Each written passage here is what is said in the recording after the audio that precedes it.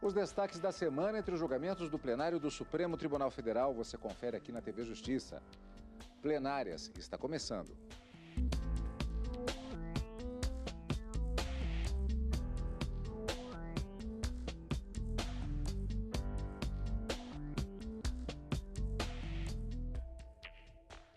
Principais momentos das sessões dos dias 18 e 19 de outubro de 2017.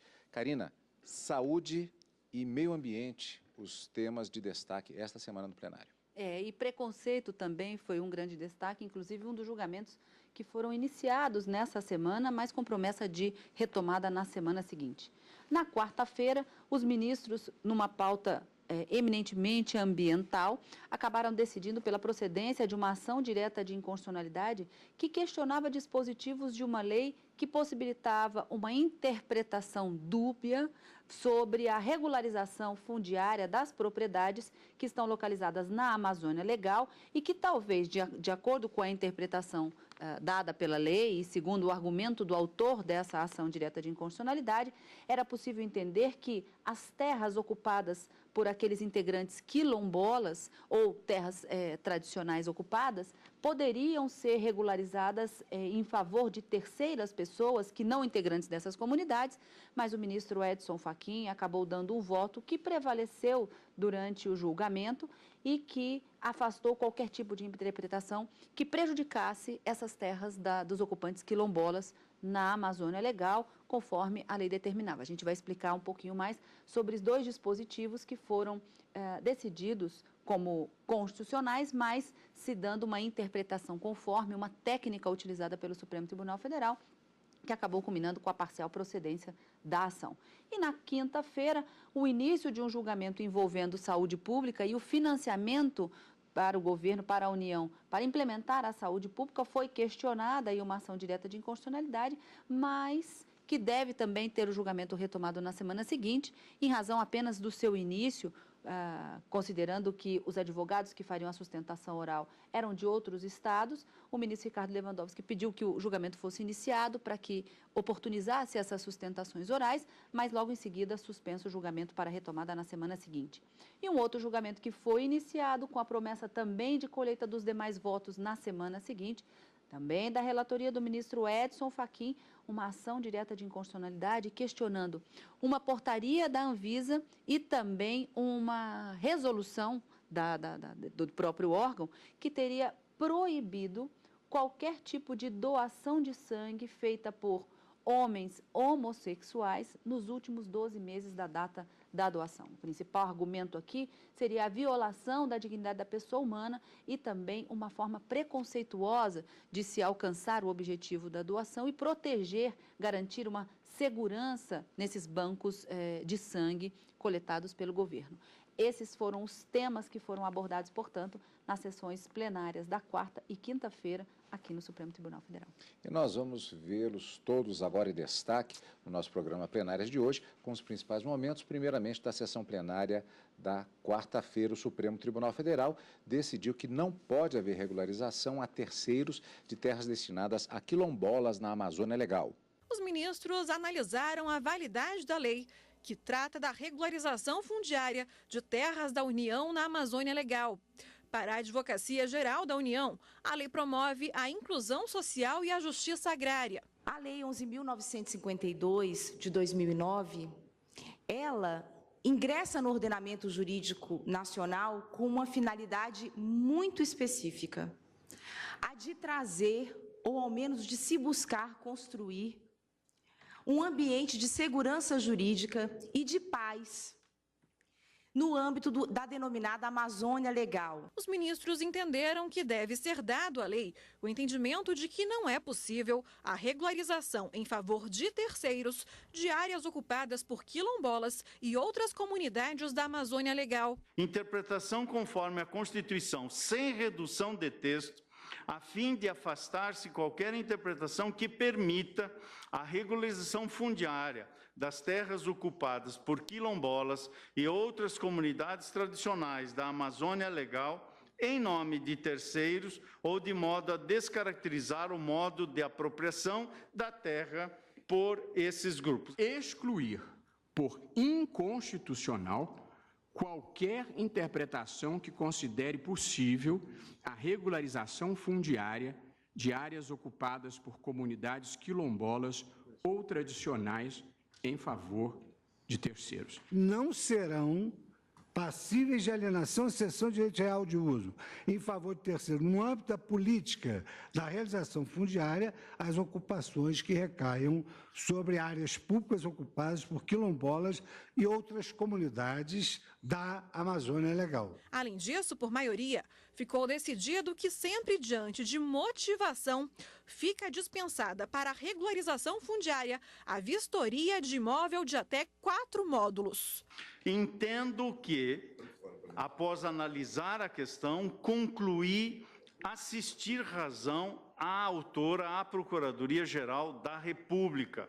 É certo que, diante das informações prestadas pelas autoridades responsáveis, não apenas pela elaboração da própria lei, como também pela sua execução, entendo propor solução diversa daquela que trouxe o Ministério Público, que seria retirar simplesmente a norma do ordenamento jurídico. Não é a compreensão que tenho, embora entendo assistir razão no fundamento da sustentação da parte autora. Como acima já indiquei, o direito ao meio ambiente equilibrado é assegurado a todos de modo difuso pelo texto constitucional, artigo 225, caput. Assim, deve o legislador assegurar a máxima efetividade dos direitos fundamentais, restando vedado, de todo modo, proteção insuficiente à garantia desses direitos. Nesse ponto da proteção insuficiente, em discussão pioneira sobre o tema, o eminente ministro Gilmar Mendes definiu no habeas corpus 104.410, julgado em 6 de março de 2012 perante a segunda turma, definiu esses direitos fundamentais como expressão de um postulado de proteção que também se traduz como proibição de proteção insuficiente. Cito Sua Excelência. Os direitos fundamentais não podem ser considerados apenas como proibições de intervenção, expressando também um postulado de proteção. Pode-se dizer que os direitos fundamentais expressam, então, não apenas uma proibição do excesso, como também podem ser traduzidos como proibição de proteção insuficiente ou imperativos de tutela. Com efeito, assim também entendo, e a tutela desse direito compreendo fragilizada diante da simples dispensa da vistoria prévia nos imóveis rurais de até 4 módulos fiscais, se apenas essa medida for eleita para a verificação do cumprimento dos requisitos legais, a fim de levar-se a efeito a titulação do domínio ou a concessão do direito real de uso. Proponho que se confira interpretação conforme ao disposto no artigo 13 da Lei 11.952 de 2009, de modo a afastar quaisquer interpretações que concluam pela desnecessidade de fiscalização de imóveis rurais de até 4 módulos rurais, de até 4 módulos fiscais, devendo o ente federal utilizar-se de todos os meios referidos em suas informações para assegurar a devida proteção ambiental e a concretização dos propósitos da norma, para somente então ser possível a dispensa da vistoria prévia como condição para a inclusão da propriedade no programa de regulação fundiária de imóveis rurais de domínio público na Amazônia Legal. Esse é o segundo ponto e, em suma, senhora presidente, a conclusão que trago é precisamente nesta linha de propor, tanto na primeira circunstância quanto nessa, uma interpretação conforme e, por isso, voto pelo parcial conhecimento da apresentação direta em constitucionalidade, pelas razões que já apreciamos, e na parte conhecida pela procedência dos pedidos nos termos em que trago como proposta ao colegiado. É o voto, senhora presidente. Se admita a dispensa da vistoria prévia, impõe-se, no entanto, algum outro ato de fiscalização adequado e suficiente para se aferir se estão presentes os requisitos que legitimam a regularização. Se o poder público entende que ele pode dispensar a vistoria, mas pode penalizar quem induz em erro, o poder público, tolle question, a proteção ela é eficiente.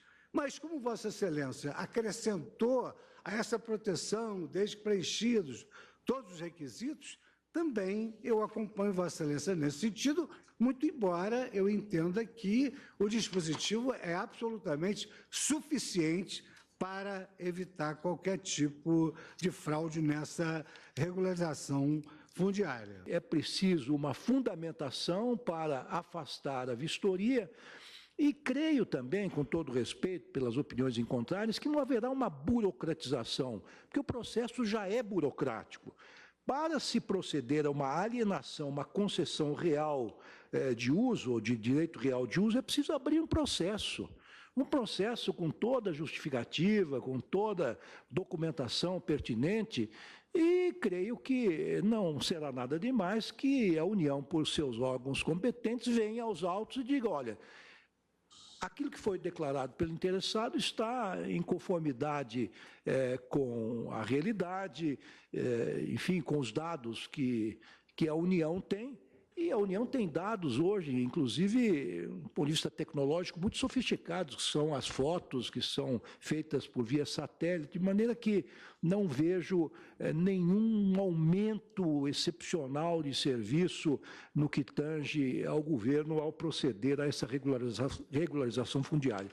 Por isso, senhor presidente, com base nessas brevíssimas assertivas, eu acompanho o relator na sua íntegra. Me parece que há de se afastar qualquer interpretação no sentido de que se possa dispensar de plano e permanente e automaticamente a necessidade de vistoria prévia para regularização fundiária, neste caso específico da Amazônia Legal, e aí também com as vênias do ministro Marco Aurélio e no item 4 específico, ainda que sabendo que é um ponto muito, digamos, muito peculiar, que seria a presunção de boa-fé que se há de ter, mas que de alguma forma dispensaria o que acho que o ministro Edson Fachin põe como indispensável, pelo menos para motivar e usar de todos os meios legais para se chegar, então, à dispensa em cada caso da vistoria prévia. Estou acompanhando no sentido também de julgar parcialmente procedente para dar a interpretação conforme e proclamo, portanto, resultado no sentido de que o Supremo Tribunal Federal, por unanimidade, conheceu parcialmente do pedido por prejuízo quanto aos dispositivos afirmados pelo relator e, quanto ao parágrafo 2º do artigo 4º da Lei 11.592, fixou sua interpretação conforme, portanto, nessa passagem pela procedência, que era o que se pedia na petição inicial. E, quanto ao artigo 13, parcialmente procedente para dar interpretação conforme, nos termos do voto do relator, vencido o ministro Marco Aurélio, que julgava improcedente o pedido, e no item 4 da parte dispositiva do voto do ministro Fachin, vencidos os ministros Alexandre de Moraes e Gilmar Mendes, é a proclamação do resultado. E vamos entender um pouquinho mais a respeito desta proclamação daqui a pouquinho, depois do intervalo. E você vai ver também os principais momentos da sessão plenária da quinta-feira no Supremo Tribunal Federal.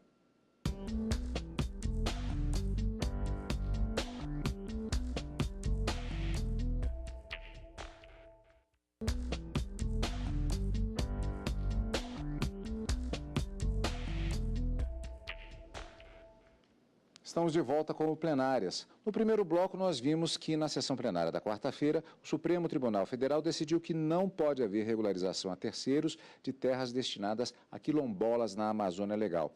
Agora, Karina, houve interpretação conforme, houve entendimento parcial em relação a algumas das proposições que estavam sendo apresentadas, pedidas, houve toda uma técnica relacionada ao que estava sendo pedido e à decisão final.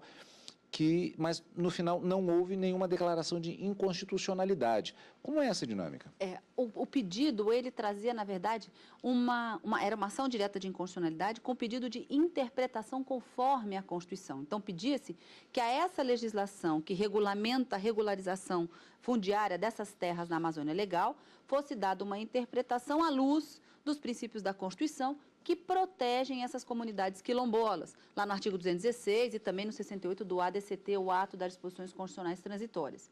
E essa técnica de interpretação conforme, ela é aplicada e resulta numa parcial procedência da ação quando o Supremo diz que, diante de um universo de várias interpretações, ou que sejam duas interpretações acerca de um mesmo dispositivo da lei, o Supremo é instado a se manifestar para dizer qual é a melhor interpretação que deve ser dada àquele dispositivo à luz da Constituição. Daí o nome, interpretação da lei conforme a Constituição Federal. E foi isso que aconteceu em 2 dos dispositivos que acabaram sendo discutidos na quarta-feira. Os ministros, logo no início, o ministro Edson Fachin, relator dessa ação, ele ponderou que, em sede, no início do julgamento, vários dispositivos eram alegados como sendo inconstitucionais, mas que apenas 2 mereceriam o destaque ou o julgamento de mérito, porque vários deles estariam prejudicados em razão de uma legislação que teria sido promulgada logo depois, né, salvo engano, em 2017, e que teria, de uma certa forma, trazido o prejuízo da discussão daqueles outros dispositivos. Então, o julgamento girou em torno apenas da interpretação conforme do artigo 4º, parágrafo 2º dessa lei de 2009 e o artigo 13, que falava sobre a dispensa da vistoria nessas áreas para regularização fundiária. Com relação ao artigo 4º, parágrafo 2º, que dava margem, segundo alegava o autor da ação, a uma interpretação no sentido de que essas terras ocupadas por integrantes das comunidades quilombolas poderiam ser regularizadas em favor de terceiros que não integrantes dessas comunidades, o ministro Fachin acabou afastando essa interpretação para se entender que não se pode haver essa regularização. E no artigo 13, que tratava da dispensa da vistoria, o ministro Edson Fachin, e aí por votação por maioria, acabou entendendo que a dispensa ela não pode ser automática, mas também ela não é obrigatória. Se ela for dispensada, é preciso que, por ser um ato administrativo, esse ato deve estar respaldado por uma motivação, uma fundamentação. E, em havendo a vistoria, não se fala de forma contrária. Então, nesse sentido, acabou o julgamento dessa ação direta de inconstitucionalidade, portanto, sendo conhecido parcialmente, já que alguns dispositivos alegados estariam prejudicados por já terem sido alterados por uma lei mais recente, e com relação a esses 2 artigos, 4º parágrafo 2º e o artigo 13, deu-se a interpretação conforme para se dizer, de acordo com a Suprema Corte, ainda que seja por uma maioria formada, como é que devem ser lidos esses 2 dispositivos na lei de 2009. Essa foi a conclusão do julgamento realizado na quarta-feira no plenário do Supremo. Portanto, agora nós vamos verificar quais foram os principais momentos da sessão plenária da quinta-feira. O Supremo Tribunal Federal iniciou o julgamento de ação contra normas do Ministério da Saúde e da Anvisa que proíbem homens homossexuais de doarem sangue por 12 meses a partir da última relação sexual. A ação foi proposta pelo Partido Socialista Brasileiro. O PSB alega que as normas questionadas do Ministério da Saúde e da Anvisa discriminam os homens homossexuais. O que se questiona aqui é a premissa de que a orientação sexual coloca em risco o sangue doado. É esse o absurdo do descrime que ora se questiona. Também é importante destacar que, além da dignidade humana e do direito fundamental à isonomia, a presente ação tem uma importância para a própria saúde pública do Brasil, na medida em que, rotineiramente, são noticiadas faltas de sangue, escassez de sangue nos bancos de sangue brasileiros. O Partido Socialista Brasileiro espera que o Supremo Tribunal Federal continue a edificar a dignidade da pessoa humana. Eu sou doadora de sangue, eu sou mulher branca, heterossexual, e toda vez que eu vou doar sangue, lá na minha cidade de Santos, eu saio com o seguinte adesivo: você salvou 4 vidas. E como isso é importante para mim enquanto cidadã, eu me sinto parte do todo, eu me sinto parte e ajudando pessoas. Esse direito é ceifado das pessoas homossexuais e bissexuais, pelo simples fato que a Anvisa e o Ministério da Saúde partem da seguinte premissa, de que essas pessoas são promíscuas. Esse tipo de apontamento é totalmente retrógrado. A Defensoria Pública da União destaca que há uma perda de 19 milhões de litros de sangue por ano. Que se deixam de doar com base nessa restrição imposta pelo Ministério da Saúde e pela Anvisa, se deixa de doar anualmente aproximadamente 19 milhões de litros de sangue. E é bom que se complete esse dado. Uma única doação pode salvar até 4 vidas, diz essa reportagem. Em uma doação são coletados, em média, 450 mililitros de sangue, de modo que o desperdício anual de 19 milhões de litros corresponde a um número assombroso de vidas que poderiam ser salvas, mas que acabam desassistidas. Se houvesse que se falar em grupo de risco na atualidade, definitivamente esse grupo de risco não seria mais os homossexuais, seriam as mulheres heterossexuais, ministro Marco Aurélio, porque nós temos um problema muito grande, não é um problema brasileiro, é um problema mundial de prevenção. Não se previne de forma adequada as doenças sexualmente transmissíveis. Depois de mais de 2 horas de sustentações orais, o relator, ministro Edson Fachin, votou para que as normas sejam declaradas inconstitucionais, porque estabelecem uma discriminação injustificada. O estabelecimento de grupos e não de condutas de risco incorre, em meu ver, em discriminação, pois lança a mão de uma interpretação consequencialista desmedida, apenas em razão da orientação sexual. As normas, ora impugnadas, afrontam sobremaneira a autonomia e o reconhecimento daqueles que querem doar sangue e encontram-se, não por outra razão justificável do ponto de vista da medicina e da saúde, mas encontram-se pela razão da orientação sexual, limitados pelas previsões normativas ora impugnadas. O julgamento vai ser retomado na próxima quarta-feira. E nós vamos acompanhar na semana que vem, portanto, a continuação desse julgamento, mas já podemos verificar algumas coisas. Primeiramente, aliás, na tribuna não houve nenhuma contraposição, não houve posicionamentos contrários em relação ao que estava sendo apresentado, e o voto do ministro relator Edson Fachin foi exatamente acatando aqueles argumentos que foram apresentados da tribuna. O ministro, ele entende que há, de toda forma, uma violação do princípio da isonomia nesse tratamento diferenciado, mas não justificável, não é? Ele diz que um tratamento não igualitário e injustificado levaria, consequentemente, a uma declaração de inconstitucionalidade dessa norma federal, né? Tanto o dispositivo criado, a proibição criada pelo Ministério da Saúde, como a resolução da Anvisa. Então, nesse sentido, haveria uma violação também a um princípio fundamental da República, que é a dignidade da pessoa humana. E eu achei muito interessante, assim, o ministro Edson Fachin, por vários momentos durante o seu voto, ele coloca que não se leva em consideração as pessoas como elas são, não se considera o comportamento de risco, mas sim as pessoas dentro da sua opção sexual, e isso seria uma norma clara, ainda que não intencional, ele coloca isso no seu voto no finalzinho, ainda que não tenha sido a intenção do órgão público trazer essa margem de preconceito, acaba, de uma certa forma, discriminando sem essa característica fundamental, que é o tratamento igualitário, da justificativa. Cria-se um discrimen injustificado e que, portanto, deve ser considerado absolutamente inconstitucional. Mas, como a gente viu na reportagem da Ana Paula, esse julgamento já está prometido pela ministra Carmen Lúcia de ser retomado na próxima sessão plenária, já agendada para a próxima quarta-feira. E que nós vamos acompanhar, como já foi dito, na próxima semana, no direto do plenário, o que, aliás, já reforça encontro marcado na próxima semana. Esse tema e também o da saúde do ministro Ricardo Lewandowski, que foi iniciado com a promessa também de retomada na quarta, se houver tempo, no direto do plenário a partir das 14 horas na quarta e na quinta-feira, encontro marcado no final de semana com plenárias. Obrigado pela sua companhia, como sempre. E continue conosco na TV Justiça.